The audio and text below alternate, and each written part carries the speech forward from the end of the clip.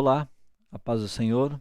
Aqui é o pastor William Corby. Estamos hoje aqui para aprender sobre a lição número 6, que traz como título da lição: A teologia dele faz, só os pecadores sofrem?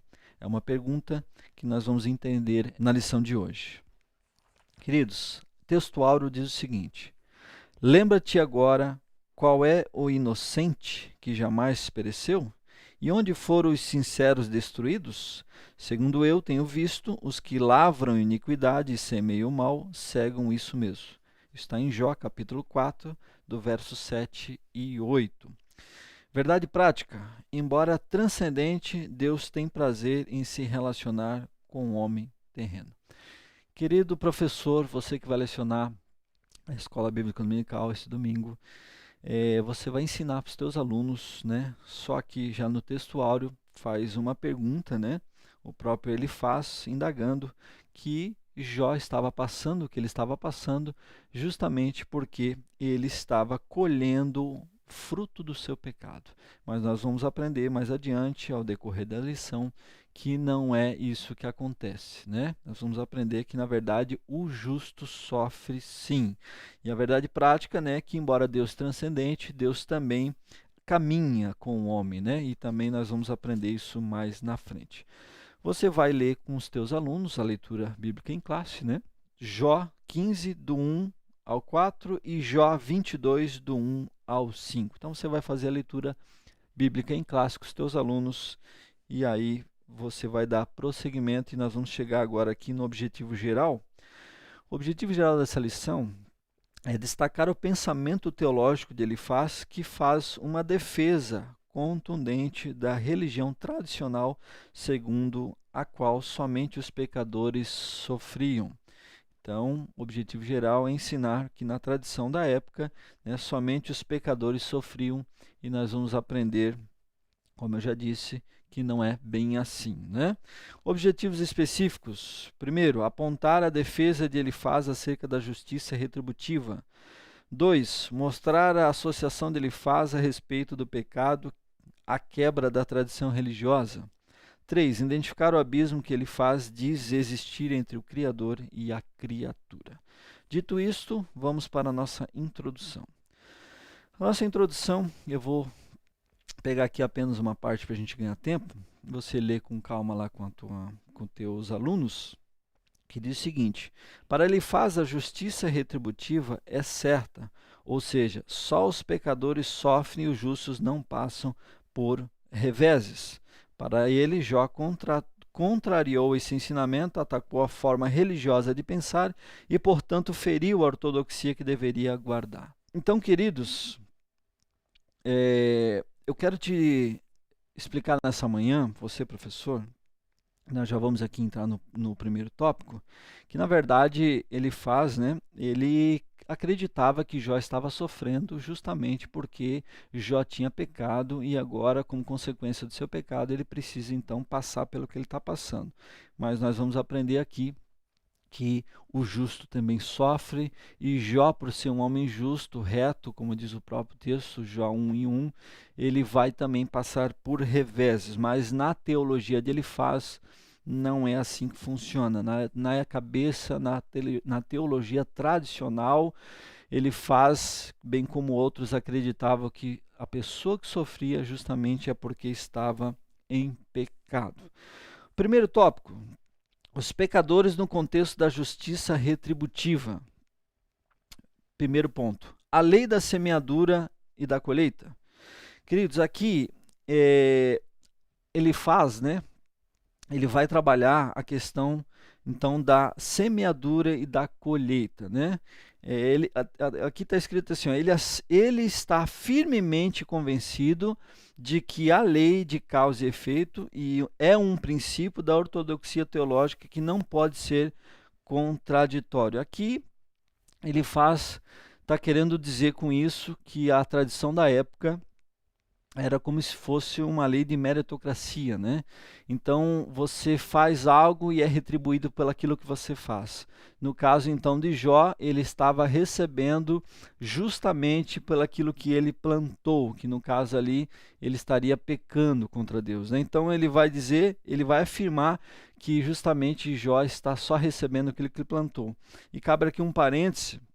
Eu anotei aqui, cristianismo não é uma relação de causa e efeito aplicando para nós. Você aplica isso lá para os teus alunos, professor. Cristianismo não é uma relação de causa e efeito.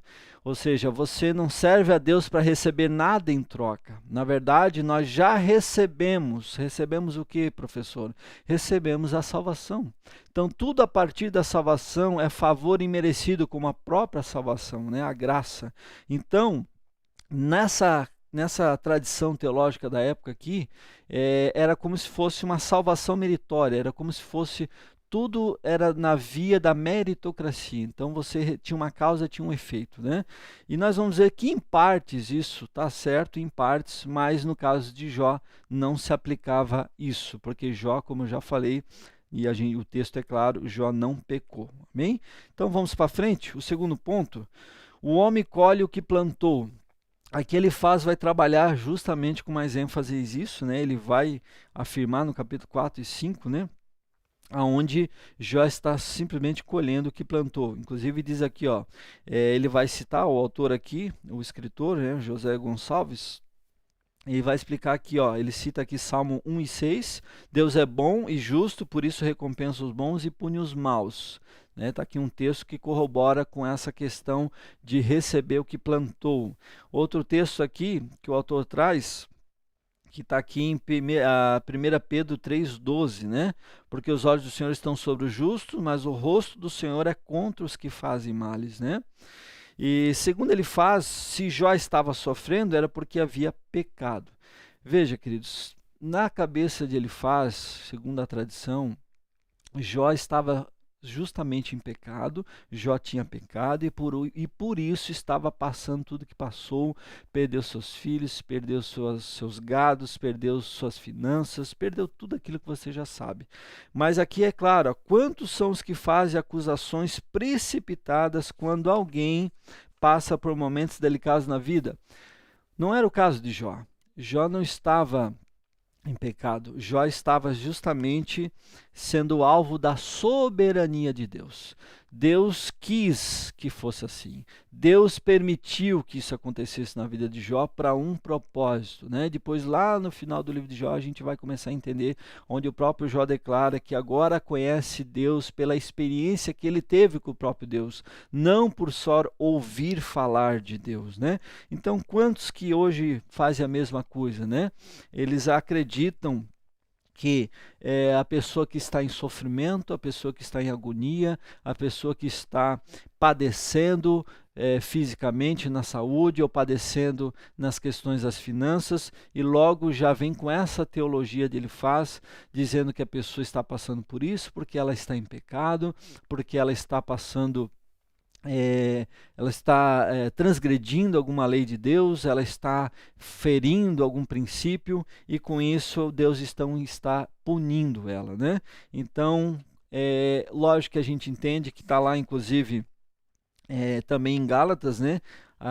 Gálatas 6:7, né? Tudo aquilo que o homem semear ele vai colher, mas não podemos generalizar ao ponto de dizer que tem pessoas que sofrem hoje porque todas essas são alvos do seu pecado. Não, seria muito difícil a gente fazer essa afirmação, porque não é isso que a Bíblia dá a entender, né? E a teologia dele então, ela vai nessa linha, que a pessoa realmente, ela só naquela época, o Jó não tinha como sofrer se a única justificativa não fosse o pecado, né?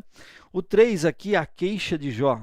Em sua defesa, Jó se contrapõe à teologia de Elifaz. Veja, Jó, irmãos, Jó, querido professor, ele não aceitou aquela tradição religiosa, ele não aceitou essa acusação de seus amigos, no caso o primeiro que vem acusá-lo aqui, que seria Elifaz, Jó não se deu por vencido. Jó justamente faz uma defesa, né? Ele vem se queixar em sua defesa, alegando que ele não estava em pecado. Veja o que diz aqui, ó, Elifaz não estava de todo errado, mas equivocou-se quando pensava que esse pressuposto era o único existente. Veja, ele não estava todo errado.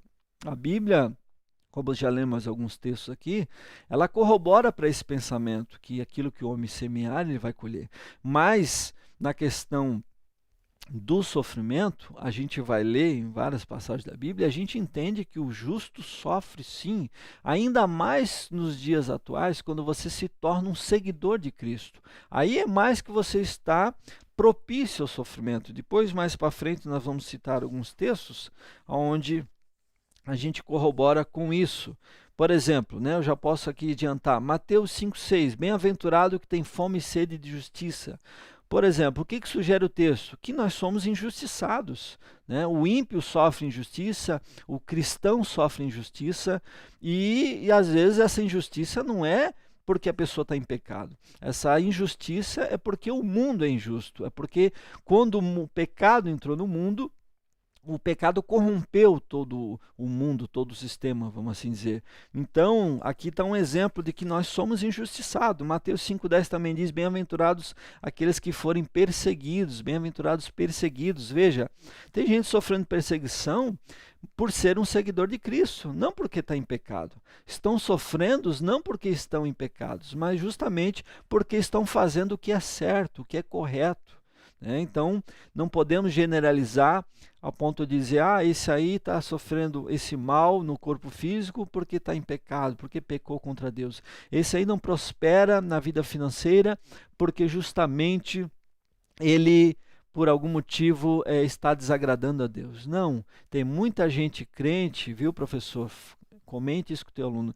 Tem muito cristão reto, justo, sincero, que estão aí fazendo o que é certo, mas são pessoas que você não vai ver com muitas posses, muitos bens materiais, você vai encontrar alguns até com alguma necessidade especial, você vai ver até alguns cristãos padecendo na área da saúde, mas você vai ver que são pessoas felizes, que servem a Deus com alegria, que têm convicção da sua salvação, e em algum momento eles são renovados pela presença de Deus, pela comunhão que tem com Deus, e você vê muitos desses não reclamando, né? Embora Jó não blasfemou, mas Jó reclamou, Jó não entendeu por que ele estava passando isso, mas tem muita gente aí que, igual Jó, reclama, obviamente, mas também tem muitos que não reclamam porque entendem que o sofrimento faz parte de todo indivíduo, de todo ser vivo, ainda mais aquele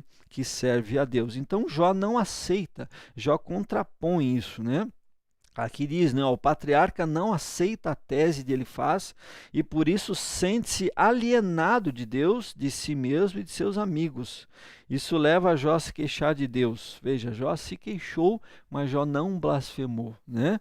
Então veja, Jó poderia ter dado ouvido a Elifaz, Jó poderia ter dito, é verdade, talvez eu tenha pecado, pode ser que eu pequei, ou eu não me lembro agora, mas Jó poderia, que sabe, se dobrar para isso e até cair no erro de dizer que ou reconhecer que ele estava em pecado. Mas Jó sabia que ele não tinha pecado. Jó tinha uma vida reta, como o próprio texto diz. Jó era um homem temente, justo e que se desviava do mal. Então Jó não se dobrou para uma acusação que não procedia. Mesma coisa nos dias de hoje. Volto a dizer, quando alguém, né, te acusa, quando alguém vem acusar você de alguma coisa que você não cometeu, né, você tem que buscar a Deus, você tem que buscar em Deus e deixar Deus ser a tua resposta e buscar uma resposta da parte de Deus e não simplesmente se convencer às vezes de que você fez algo que na verdade você não fez, porque nós lidamos com os dois mundos, o mundo físico e o mundo espiritual, e a gente sabe que o diabo, nosso adversário, está sempre atentando, sempre tentando nos colocar uma pedra de tropeço e sempre, às vezes, lançando setas na nossa mente e, às vezes, por um momento de fraqueza, a gente pode até achar que realmente possamos estar fazendo algo errado ou pecando, que isso justificaria o sofrimento na nossa vida. Mas a verdade é que todo justo pode sim sofrer e sofre, ainda mais nos dias de hoje por ser um seguidor de Cristo. Ainda me diz mais, ele não quer explicações baseadas em teorias teológicas antigas, mas uma conversa sincera através de um relacionamento direto com o Criador. Veja, onde Jó fala com ele, Deus fala com Jó. Jó agora, ele vai em busca, irmãos, de um relacionamento, de uma queixa para com Deus. Jó vai recorrer a Deus. Jó quer uma resposta do próprio Deus para a sua lamentação, para a sua lamúria, porque Jó não está entendendo muita coisa. Então ele vai buscar em Deus, ele não vai buscar em teorias teológicas uma resposta. Jó não vai buscar numa tradição a resposta. Jó vai buscar uma resposta em Deus. Faça essa ênfase lá com o teu aluno, professor. Que nós, todo ser humano, todo cristão, todo crente, ele precisa buscar uma resposta em Deus, porque em Deus nós obtemos resposta, em Deus nós temos amparo, em Deus nós temos consolo, porque se nós formos buscar em coisas terrenas uma resposta, geralmente nós vamos nos frustrar, geralmente nós vamos ficar pior do que nós já estamos. Agora, em Deus é possível um acalento para a nossa alma. Veja, no momento da dor, a melhor coisa a se fazer é dirigir pessoalmente a Deus. Então é isso mesmo, busque a Deus, incentive a tua classe lá, faça uma ênfase nisso, professor, que a melhor coisa a se fazer é dirigir pessoalmente a Deus em oração, e com certeza Deus vai vir com uma resposta no tempo hábil, Deus vai vir com uma solução no tempo hábil, ou Deus vai dizer para alguns, como disse para Paulo: Paulo, a minha graça te basta. Veja que Paulo orou por libertação daquele espinho na carne, Paulo pediu para que Deus tirasse, mas Deus não tirou. E assim Deus faz com alguns. Tem espinhos na nossa carne, irmãos, que isso nos aproxima de Deus. Tem sofrimento na nossa vida que tem um propósito de nos mantermos na presença de Deus. Então é necessário que a gente também entenda isso, porque o sofrimento também nos aproxima de Deus. E agora nós vamos para o segundo tópico. Os pecadores no contexto da tradição religiosa. Veja, primeiro ponto, a ortodoxia engessada. Aqui ele traz, apresenta essa ortodoxia, essa tradição. Aqui diz o seguinte: assim, se Jó estivesse certo, a religião tradicional, que sempre ensinou prosperidade dos bons e sofrimento dos maus, estaria errada. Veja, a tradição da época ensinava justamente isso, que se ela estava prosperando é porque ela estava agradando a Deus, mas se ela estava tendo perdas, se ela estava em sofrimento, é porque justamente ela estaria em pecado, desagradando a Deus. Veja, aqui nós temos resquícios da confissão positiva, da teologia da prosperidade que está aí em muitos movimentos, onde as pessoas têm essa mentalidade, essa visão de que se estão prosperando é porque está tudo certo, estão agradando a Deus. Então, bens materiais é um sinal da bênção de Deus, enquanto os pobres, enquanto aqueles que não têm posses, enquanto aqueles que não prosperam na área financeira, porque a teologia da prosperidade, a ênfase é nas finanças, aí na saúde, por exemplo. Então esses que estão padecendo de saúde, esses que estão padecendo na área financeira, é porque são todos pecadores, estão todos em pecados, estão transgredindo, estão desagradando a Deus. E isso é um engodo, isso é uma mentira, isso não é bíblico. A gente vai para a Bíblia, a gente não encontra isso, a gente vai ver muito pelo contrário, o próprio Jesus falando: no mundo tereis aflições. No mundo tereis aflições. Então o justo sofre sim, o justo passa às vezes necessidade, alguma necessidade no sentido de não conseguir tudo aquilo que almeja, porque nós também temos que entender, irmãos, aqui ainda fazendo um link com a confissão positiva, que muitas coisas que estão voltadas à prosperidade financeira, né, lógico que é com a bênção de Deus. A Bíblia diz em Salmo 24, se não me engano, que a terra é do Senhor, né, então tudo vem de Deus, mas tem coisa que Deus vai querer o teu esforço. Não tem como tu não prosperar, não tem como tu prosperar financeiramente se você não se capacitar, se você não estudar, se você não conseguir um bom emprego, se você não tem um bom salário, porque fica difícil adquirir posses e coisas quando a gente espera que tudo caia do céu, que Deus entregue de bandeja para nós. Veja, e essa teologia da prosperidade é isso que eles pregam, né? Que basta você fazer uma campanha, basta você fazer uma oração, basta você fazer algum ritual ali, que as coisas vão cair do céu, e o bem sempre tem um sinal da bênção de Deus. Eu conheço muitas pessoas que não, como eu já falei, não têm tantas posses, às vezes tem até um problema de saúde, mas são pessoas prósperas. Por quê? Porque dentro daquelas áreas elas são felizes, elas não têm falta de nada e assim elas glorificam a Deus. Mas veja, nesse contexto aqui, quando a pessoa sofria, quando a pessoa não tinha posses, quando a pessoa estava sofrendo nessas áreas, é porque ela estava praticamente destituída de Deus, ela estava em pecado, e isso é o que ele traz para Jó, dizendo: Jó, você simplesmente está sofrendo, é porque você pecou, então te humilha logo, pede perdão logo, porque quanto mais rápido fizer isso, mais rápido Deus vai te restituir. Então essa ortodoxia engessada é que prejudicou muito aqui a questão de quando ele vai confrontar Jó. Só que Jó, a gente vai ver que Jó não se dobrou para isso, Jó não deu ouvido, e ainda bem que ele não fez isso, porque embora ele se queixa, mas ele vai se queixar para Deus, e ele vai buscar uma solução em Deus. Aí eu anotei aqui, então, era mais fácil acusar Jó de pecar do que confrontar a tradição religiosa. Então, para Elifaz, era mais fácil colocar a culpa em Jó: Jó, você pecou, do que não, nossa tradição está equivocada, não é bem assim, a nossa teologia que está equivocada. Não, é mais fácil colocar a culpa na pessoa. E é assim nos dias de hoje, né? Às vezes é mais fácil a gente colocar a culpa na pessoa do que a gente reavaliar a nossa religiosidade, né? Do que a gente reavaliar as nossas convicções. Veja, vamos para o segundo ponto então. Uma ameaça à tradição religiosa. Veja que aqui Jó se torna uma ameaça, porque a atitude dele de não dar ouvidos, ele está confrontando a tradição da época, né? Então, aí inclusive ele diz aqui, ó: sabes tu que nós não saibamos?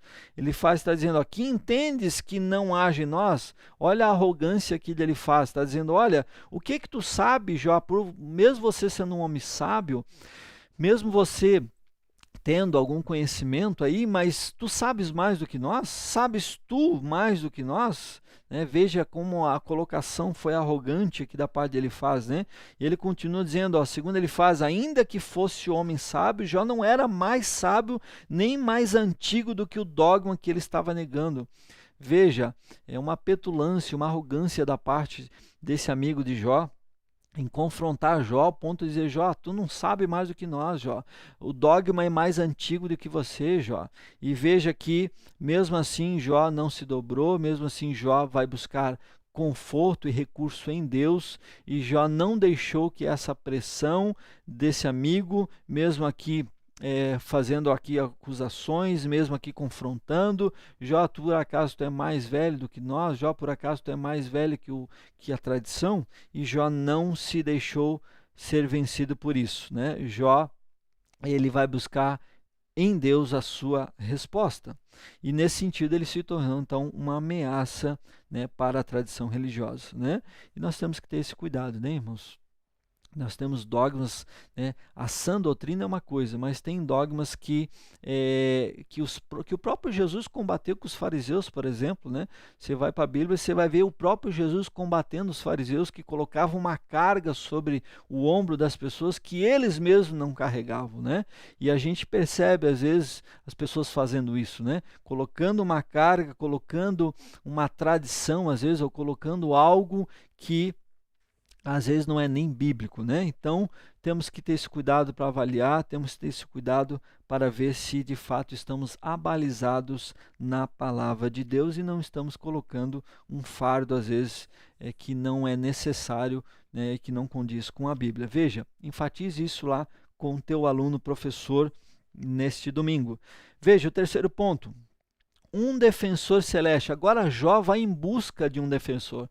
Jó pensa, poxa, se meus próprios amigos não estão me ajudando, estão me confrontando, estão querendo fazer com que eu me dobre para a tradição ou para o sistema, me dobre para uma coisa que eu não fiz, estão me acusando de algo que eu não fiz, estão querendo que eu reconheça um pecado da qual eu não cometi, então eu preciso buscar um defensor no céu, eu preciso buscar um defensor celeste. E aqui diz, ó, ele tem consciência, Jó na sua queixa, né, Jó na sua reclamação, ele tem consciência de que a teologia de seu amigo firmava-se na terra, mas o homem de Uz apelava aos céus. Veja, ele sabe que ele estava vindo com algo terreno, com uma tradição terrena, e ele vai buscar então em Jó, ele vai buscar em Deus, né, nos céus, ele vai buscar então ajuda. Veja o que mais diz aqui, ó. Sua fé o projeta para o alto, à procura de quem possa defendê-lo. Veja, já que eu não tenho quem me defenda aqui nesse momento, já que meus próprios amigos que em vez de me defender, me ajudar, estão sendo meus acusadores, então eu vou buscar no céu uma resposta. E Jó então apela para Deus, né? Ele quer um defensor que interceda por ele no céu, né? Ali em Jó 16, 18 e 17 ao 2. O patriarca se expressa em linguagem poética, mas sua mensagem é profética. Seu anseio por um mediador pronuncia o justo advogado Jesus Cristo, né? Aquilo que João, né, sua primeira carta, capítulo 1, 5, 7 diz, né, que nós temos um advogado justo e fiel que é Jesus Cristo, né? Então, de maneira profética, é isso que Jó estava anunciando, que ele ia em busca de um defensor, né? Lógico que aqui nós estamos no segundo século antes de Cristo, né? Aqui não existe cristianismo ainda, mas trazendo para nós esse texto, esse contexto, é como se Jó estivesse apontando para Jesus Cristo, que seria o seu defensor, né? Então veja, irmãos, aqui cabe um parêntese que você pode dar ênfase lá com os teus alunos, professor. Sempre que nós não tivermos a quem nos defenda aqui nessa terra, sempre que nós não tivermos uma alma por nós, sempre que se nós andarmos sozinho, ainda que teu pai, tua mãe te rejeite, ainda que os teus amigos, em vez de te defender, te caluniem, olhe para o alto e lembre-se que nós temos um Deus que nos defende, nós temos um Deus que peleja por nós, nós temos um Deus que intercede por nós, como está lá em Romanos 8, 26, que o Espírito Santo intercede por nós com gemidos inexprimíveis, né? Então, cabe aqui você fazer esse parêntese lá com os teus alunos.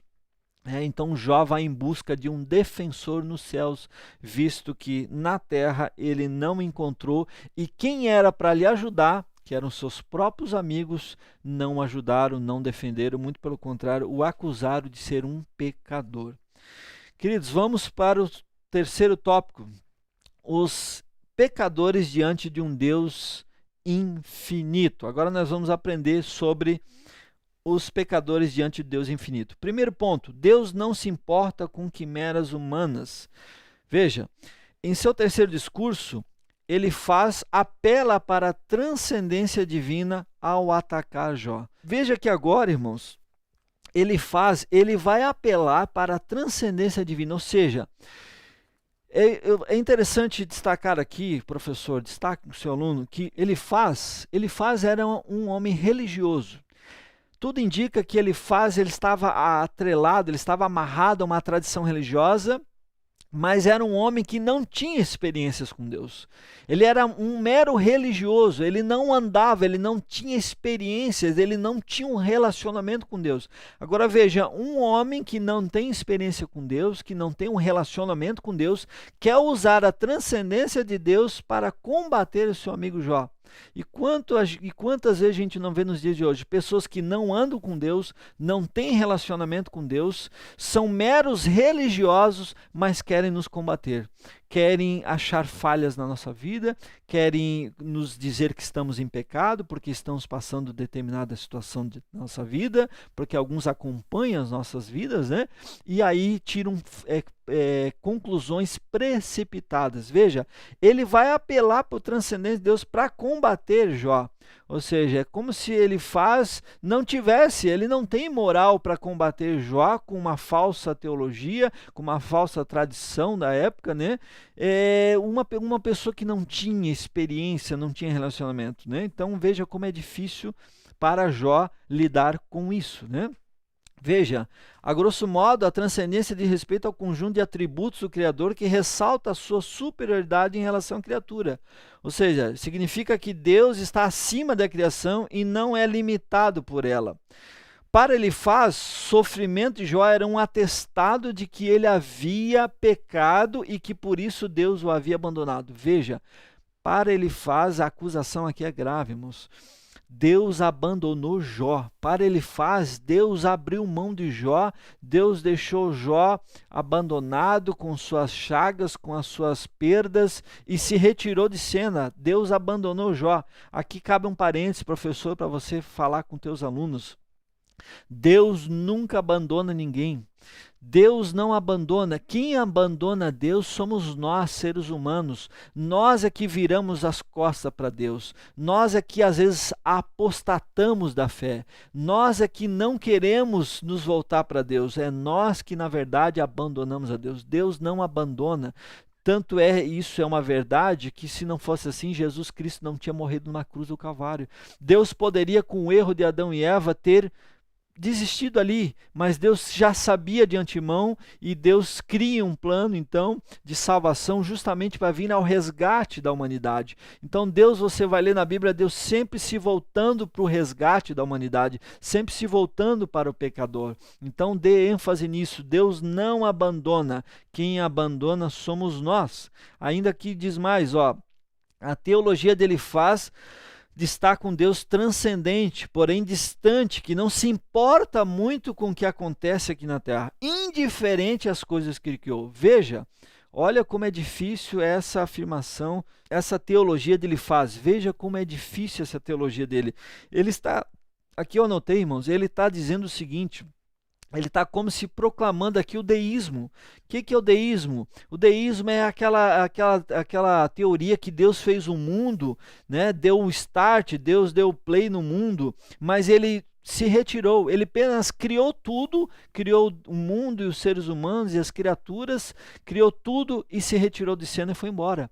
Esse é o deísmo, é isso, é como se Deus não interagisse mais, como se Deus não viesse mais ao encontro do ser humano, como se Deus não se importasse mais. Então Deus simplesmente criou, fez o homem e agora Deus não faz mais nada pelo homem, Deus não interage mais com o homem, Deus não vem mais ao encontro e Deus não se importa. É como se ele estivesse aqui falando disso, como se ele estivesse trazendo aqui a teoria do deísmo, né? Então Deus criou todas as coisas e se retirou de cena. E isso é um engodo, isso é uma falácia, isso não é bíblico. O tempo inteiro você vai ver Deus querendo se relacionar com o homem. Tanto é que quando Adão peca, quem é que vem ao encontro de Adão? O Deus vem ao encontro de Adão, Deus chama por Adão, e Adão já tinha pecado, Adão já sabia que estava errado, mas quem é que vem ao encontro de Adão? O próprio Deus. Então, mais uma vez, isso aqui não condiz com as Escrituras. Você reforce isso com os teus alunos. Deus não abandona o ser humano, Deus se importa sim com o ser humano, Deus está lá na Bíblia que Deus quer que todos se salvem, né? Você vai ler para a Bíblia, você vai ver o plano de salvação, o tempo inteiro Deus quer salvar a humanidade, o tempo inteiro Deus veio para dar vida e não para tirar a vida do ser humano. Veja, aí nós entramos no segundo ponto, Deus caminha com os homens, né? Deus caminha com os homens é o segundo ponto. Aqui diz, Jó está consciente que esse Deus, embora grande, também caminha com os homens. Veja, Jó era sabedor disso, Jó era consciente que embora Deus é transcendente, Deus é grande, Deus está longe, mas ao mesmo tempo Deus é um Deus emanente, é um Deus de perto, é um Deus que tem prazer em se relacionar com a sua criatura. E todo aquele que confessa Jesus Cristo, todo aquele que abraça o plano de salvação, salvação, ele não é mais criatura, ele se torna filho de Deus, né? Nós sabemos que todos nós que confessamos Jesus Cristo, nós agora nos tornamos filhos, né? Com os direitos, então, que nós teremos na eternidade. Veja, Jó tinha consciência disso. Jó sabia que Deus, embora grande, também caminhava com os homens e também iria vir ao seu encontro no momento certo. Veja, Cristo Jesus, Deus caminha com os homens, sendo o Altíssimo transcendente, envolve-se com os seres humanos nos diversos detalhes da vida. Então, querido professor, enfatize com os teus alunos que Jesus Cristo, Deus, né? Jesus Cristo sendo Deus, ele caminha com os homens, mesmo ele sendo transcendente, um Deus grande, mas ele se torna um Deus imanente, né? Ou seja, Deus sendo tão grande, se fez pequeno do tamanho do homem. Em que sentido? Jesus, quando veio para a terra, né, Deus se fez do tamanho do homem. O homem não poderia ficar do tamanho de Deus, obviamente, então Deus se esvai da sua glória e Deus vem então, nasce e ele caminha nessa terra para entender melhor, ou melhor, para se relacionar com o homem. E aí você conhece toda a caminhada de Jesus Cristo, e Jesus Cristo caminhou com um ser humano justamente para poder então mostrar que ele está presente. E o próprio Jesus, quando ele é assunto aos céus, quando ele sobe depois da sua ressurreição, ele mesmo disse: olha, eu vou para o Pai, mas vou preparar morada para vocês, para que onde eu esteja, vós estejais também. E ele diz: e estarei com vocês todos os dias. Veja, Jesus fez uma promessa: eu estarei com vocês todos os dias. Então nós temos essa certeza hoje, que Jesus está conosco, Jesus caminha conosco, uma vez que nós confessamos ele como o único e suficiente Salvador, uma vez que reconhecemos que somos dependentes desse Deus, nós então passamos a caminhar, e ele sim se importa com a minha e com a tua vida, ele se importa e ele interage conosco através do Espírito Santo morando dentro de nós. Veja, então assim nós entendemos que Jó não foi abandonado por Deus. Jó simplesmente estava passando um processo que no fim levaria ele a conhecer mais sobre Deus. E aí a gente caminha então para a conclusão, que diz o seguinte: para ele Jó estava abandonado por Deus, e isso era uma prova irrefutável de que havia pecado. Jó o contrapôs e defendeu sua integridade e comunhão diante de Deus. Veja, Jó, irmãos, ele não se deu por vencido. Jó, quando seus amigos, em vez de defendê-lo, que acusaram com uma teologia um pouco equivocada na época, porque, como a gente já falou, o homem colhe sim o que planta, mas tem coisas que o sofrimento não é resultado de pecado. E Jó tinha isso em consciência. Jó sabia que ele não tinha pecado. Jó era um homem justo, como o próprio texto fala. Então Jó vai em defesa, né? Jó vai buscar defesa, melhor dizendo, então, nos céus. Jó vai buscar uma resposta da parte de Deus e não da teologia ou da cultura ou da tradição religiosa da época. Jó vai em busca de uma resposta diretamente da parte de Deus. E é por isso que Jó, então, vai obter resultados positivos lá no final, e depois você vai ler, inclusive, que o próprio Jó vai orar por seus amigos e os abençoar. Queridos professores, era isso. Aqui a gente conclui então essa lição. Espero que você tenha uma preciosa aula lá com os teus alunos. Espero que você possa deixar Deus te usar e que seja de grande valia esse ensino para todos vocês. Deus abençoe e até uma próxima.